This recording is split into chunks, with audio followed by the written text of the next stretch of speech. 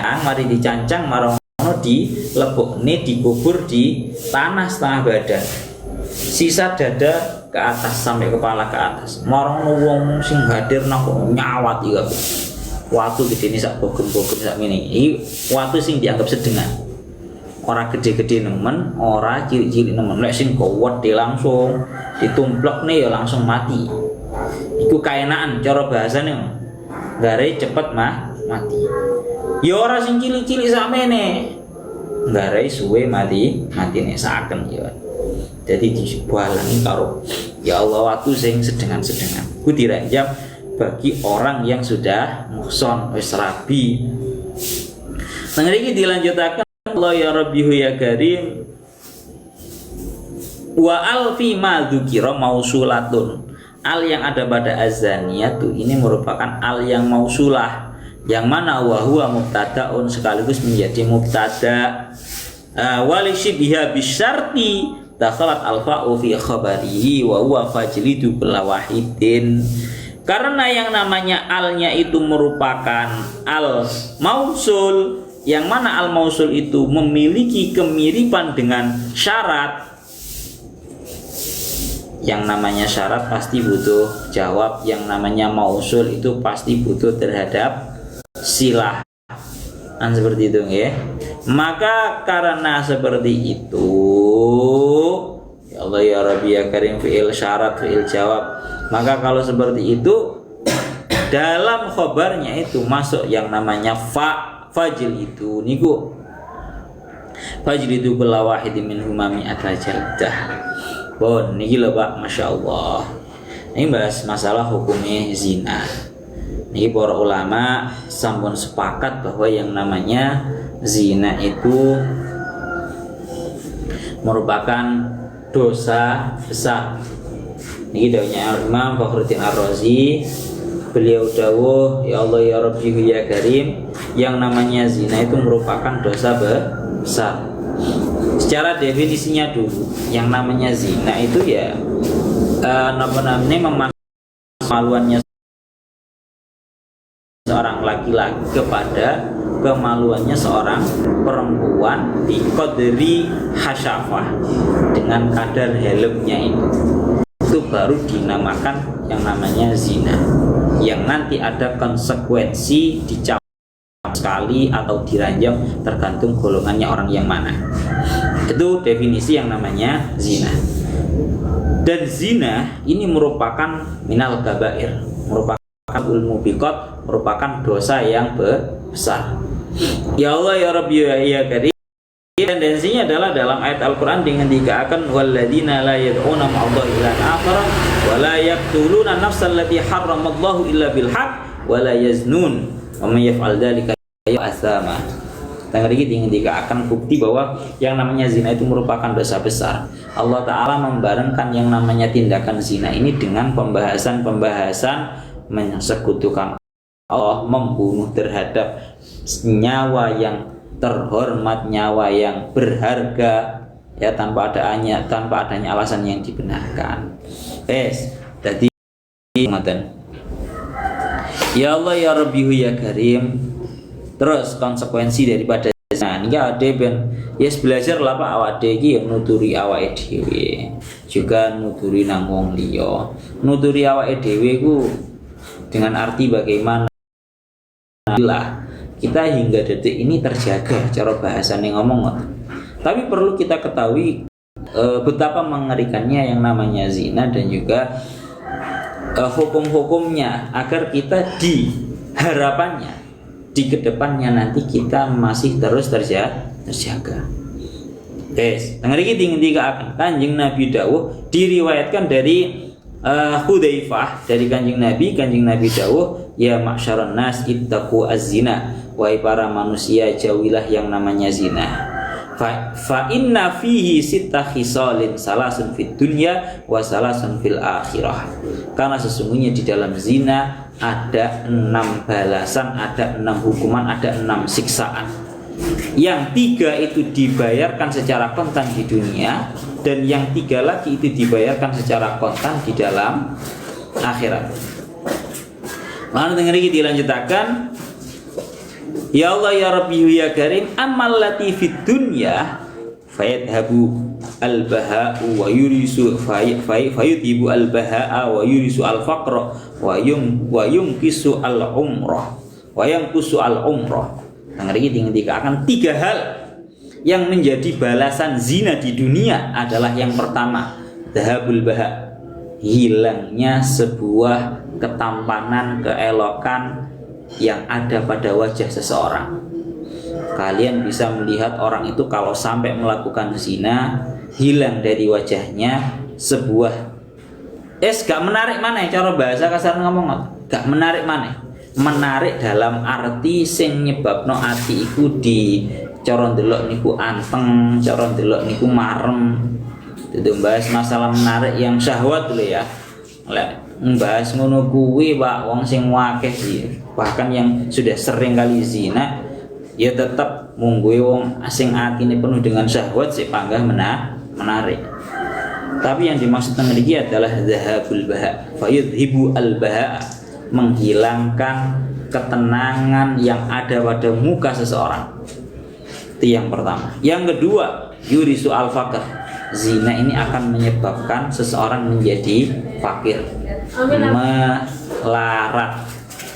Baik itu dianggap melarat secara dunianya atau melarat secara agamanya. Melarat secara agama hal yang positif. Kalau melarat secara dunia itu juga tidak kalah juga.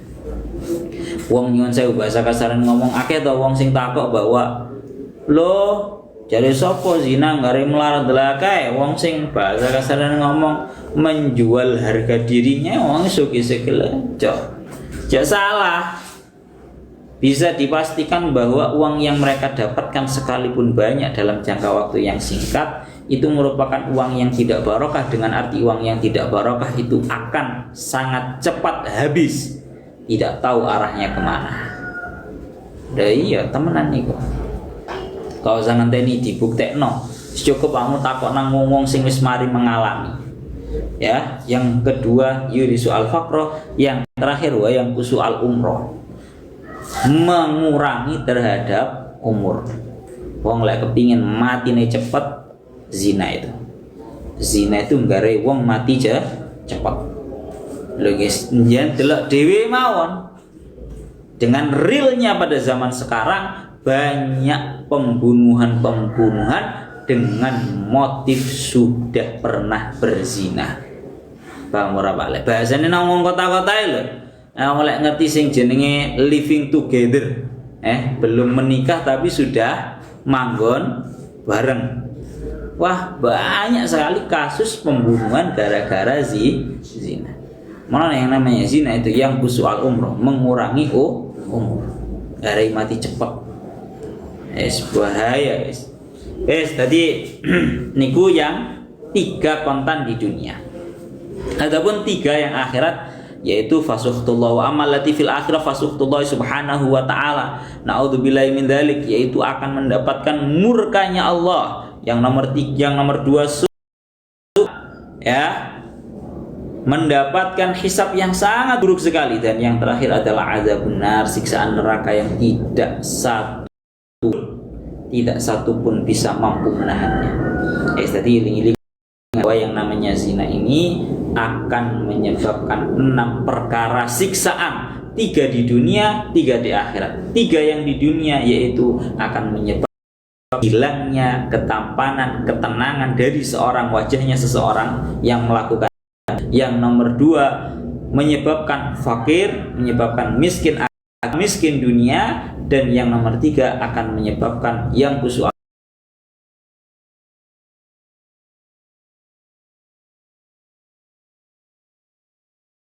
Nanti bahas masalah penyakitnya nanti dijelaskan sama Syekh Mutawalli Asy'arawi nanti. Dan yang kalau masalah yang di akhirat, naudzubillahi min dzalik, mendapatkan suhtullah atau murkanya Allah, hisab yang buruk dan juga siksaan neraka. Niku ngoten nggih. Oleh karena itu dingendikaken ketika Kanjeng Nabi ku ditangleti ayyudzambi a'dzam indallah, Kanjeng Nabi, dosa apa yang lebih agung yang sangat dianggap besar di sisinya Allah. Kanjeng Nabi dawuh antaj'ala lillahi niddan wa huwa khalaqaka, kamu menyekutukan terhadap Allah. Summa ayyu, kemudian apa ya Rasulullah, dosa yang sangat besar. Antaktula waladaka khasyata ayyakula ma'aka, kamu membunuh anakmu dengan alasan khawatir tidak bisa menafkahi. Summa ayyu, kemudian apa ya Rasulullah? Kanjeng Nabi dawuh wa antazniya bihalilati jarika, kamu berzina dengan istri tetanggamu. Itu termasuk juga dosa yang sangat besar. Artinya zina pun itu juga ada tarafannya. Orang berzina kalau dengan, katakan dengan seorang perempuan gadis yang belum punya suami, itu ya dosa gede. Itu ya dosa gede. Tapi ada yang lebih besar dari itu, yaitu berzina dengan istri orang lain. Itu dosanya lebih gede. Bahasa kasarane ngomong ngeten, kalau seseorang itu berzina dengan perempuan biasa, perempuan yang masih legan, masih lajang, itu ya dosanya dosa zina begitu saja. Tapi kalau sampai berzina dengan istrinya orang lain, itu bukan hanya dia itu menghancurkan, bukan hanya berzina, tapi dia secara tidak langsung menghancurkan peradaban hadharah, napa jenenge peradaban. Karena napa? Yang ketika seorang ibu rumah tangga yang dalam hal ini diajak berzina, dia tidak sedang melakukan hubungan saja, tapi dia sedang menghancurkan yang namanya keluarga, menghancurkan kehidupan seorang suaminya, menghancurkan kehidupan seorang anaknya. Sehingga orang yang berzina dengan istrinya orang lain itu sama halnya menghancurkan peradaban. Yes, gue yang paling parah lah ya, masa ini ya parah-parah. Oh no ya, malah seolah-olah malah dianggap hal yang biasa. Naudzubillah min dzalik. Apa rasa sanggup tuh Pak rasane bahas kayak gini Pak. Ya Allah ya Rabbi ya Karim, ini hadis-hadisnya. Bahkan yang paling ngeri, kenapa sih awak itu sekarang yang paling penting, yang tidak kalah penting untuk kita bahas masalah sing jenenge zina ini agar kita itu terhindar. Kula tasih eling napa sing didhawuhaken kalian yaiku kula biyen pas tasih teng ploso. Teng ploso niku salah setunggal yai niku asmane Yai Fuad. Yai Fuad niku sering dawuh min alamatis saah matorul mani. Cara bahasanya beliau, saya nggak tahu ini hadis atau insya Allah kalau nggak salah beliau tahu ini salah, ini hadis. Cuma redaksinya kurang lebihnya seperti ini ya, kurang lebihnya seperti yang sudah saya sebutkan tadi. Min alamatis saah matorul mani, termasuk daripada tandanya kiamat adalah hujan mani, hujan sperma. Dawuhnya beliau, ini merupakan kinayah betapa yang namanya besok mendekati hari kiamat. Ya bahasanya bukan kok hujan mani beneran dari langit, ngeten mboten. Ini merupakan kinayah betapa banyaknya terjadi yang namanya zina. Sampai-sampai diumpamakan, dibahasakan, diredaksikan dengan bahasa matorul mani atau hujan sperma. Wes, ibu ngawar ini akhir zaman. Dan sampai ketika akan kalian beliau dalam salah satu hadis saya lupa, besok kalau sudah mendekati hari kiamat orang itu sudah tidak malu-malu lagi untuk melakukan yang namanya zina. Sampai ketika akan bahkan akan datang hari di mana seorang perempuan itu dizinai di pinggir jalan, bukan hanya oleh satu orang laki-laki tapi banyak orang laki-laki. Dan di zaman kita sekarang kan sudah naudzubillah min dzalik, itu seolah-olah sudah terjadi kan di zaman kita sekarang. Wong yang pacaran mbuh iku nang taman, mbuh nang di ono isin-isine blas, gak ono sungkan-sungkane blas, daripada orang-orang yang sudah cara bahasanya halal. Wes niku ngendikaken ngoten teng hadis-hadis. Masya Allah, Allah ya Rabbi ya Karim. Sehingga sebenarnya fungsinya syariat ini apa sih? Kok seolah-olah benar-benar menjadi danger atau peringatan keras bagi kita untuk menjauhi yang namanya zina. Bukan oleh Syekh Mutawalli Asy'arawi. Beliau niku dawuh bahwa dilarangnya zina itu tidak lain tidak bukan adalah untuk menjaga kesucian yang namanya keturunan, Pak. Ya sebenarnya hikmahnya sangat banyak. Tapi yang paling utama ya salah satunya adalah ini, untuk menjaga urusan kesucian keturunan. Tanggal iki ngendikaken idzan lan tastaqima hadil mas'alah illa hina ta'ti al khalifatu wifqa muwasafati rabbi. Yang namanya masalah menjaga kesucian anak turun ini tidak lain tidak bukan tidak bisa terjadi kecuali seorang itu benar-benar melakukan terhadap apa yang diperintahkan oleh Allah. Melainkan dingendikaken teng kitab Burdah nih lho Pak. Kesucian itu bukan hanya terlahirnya anak dengan menikah, tapi menjaga kesucian masing-masing baik laki-laki ataupun perempuan sebelum nikah itu juga termasuk daripada menjaga kesucian seorang anak. Mulane lek teng tiba nika dingendikaken wahuma lam yaltaqiya ala sifahin qat. Dawuh Kanjeng Nabi nang tiba dingendikaken Kanjeng Nabi niku mufakharah atau berbangga-banggaan bahwa wahuma lam yaltaqiya ala sifahin qat, bahwa kedua orang tuaku itu tidak pernah bertemu dengan atau dalam kondisi berzina sama sekali. Berarti urusan masalah menjaga kesucian itu bukan hanya tatkala orang itu mendapatkan atau membuat proses anaknya ini melalui berzina atau tidak, tapi menjaga kesucian sebelum menikah itu juga termasuk dalam kategori menjaga kesucian anak.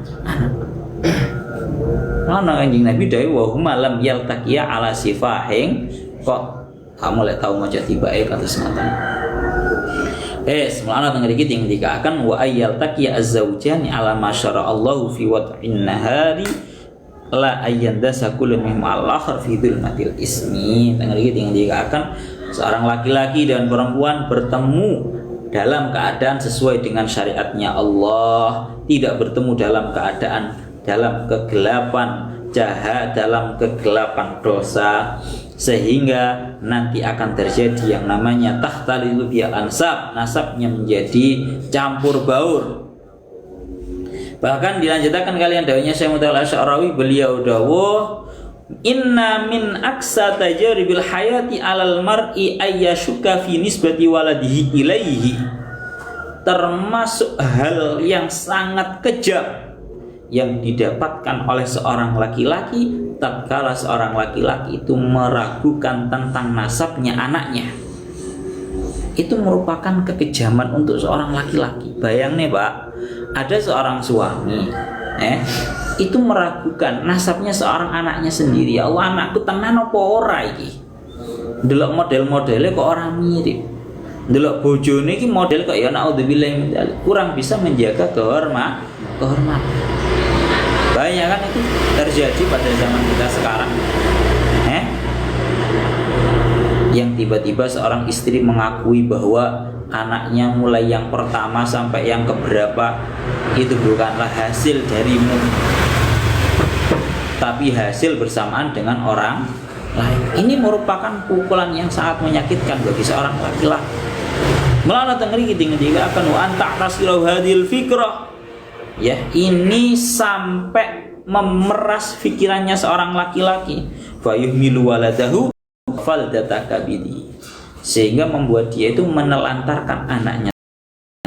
Wa yunfikuhuna wa hunaka wa yuhrimuhu ala khilafi at-tahir haitsu yatahallafu al-abu alatihi wa yajawi'u liyashbi' wa yata'arra liyalbis. Sehingga intinya niki fal haqqu subhanahu yuridu an nasla lain fi ubuwatin sahihatin syar'iyatin wa umumatin sahihatin syar'iyatin ijtama'a ala nurillah.